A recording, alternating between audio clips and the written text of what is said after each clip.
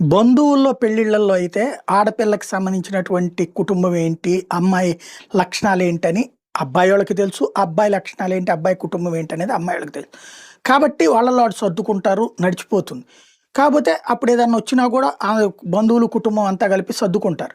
కాపోతే ఈ డాక్టర్లు వీళ్ళందరూ చెప్పిన దాని మీదన జెనెటికల్ ప్రాబ్లమ్స్ వస్తాయి గాబట్టి బంధువుల పెళ్ళిళ్ళొద్దంటూ వేరే వేరే సంబంధాలు కలుపుకుంటున్నారు. ఈ వేరే వేరే సంబంధాల దగ్గర ఎదురవుతున్నటువంటి సమస్య అమ్మాయికి సంబంధించి, అబ్బాయికి సంబంధించి ఆ పెళ్లి చూపుల్లోనో లేకపోతే ఆ 2 నిమిషాలు మాట్లాడుకోవడంలోనో మాత్రమే వీళ్ళకి ఇంటరాక్షన్. లేదా ఆళ్ళ కుటుంబాలకు తెలుసుకునేటటువంటిది ఎవరినో అడిగి తెలుసుకునేది తప్పించి ఏముండదు. పాత రోజుల్లో అయితే గనక ఉమ్మడి కుటుంబాలు గాబట్టి విషయాల సమాచారం అన్నా మిగతా వాళ్ళకి సంబంధించింది ఉండేది. ఇప్పుడొచ్చేటప్పటికి అట్లాగేం తెలియట్లేదు. ఎందుకంటే ఎవరికి వాళ్ళు ఇండివిడ్యువల్ కుటుంబాల్లాగానే ఉంటున్నారు. అపార్ట్మెంట్‌లో పక్క ఫ్లాట్‌లో ఉన్నోళ్ళకి గూడా ఈ ఇంట్లో అబ్బాయి ఏంటి, ఇంట్లో అమ్మాయి గురించి ఏంటి అనేది తెలియనటువంటి రోజులు. వీటితో పెళ్ళిళ్ళయిపోయిన తర్వాతన అబ్బాయి లక్షణాలు అమ్మాయికి నచ్చ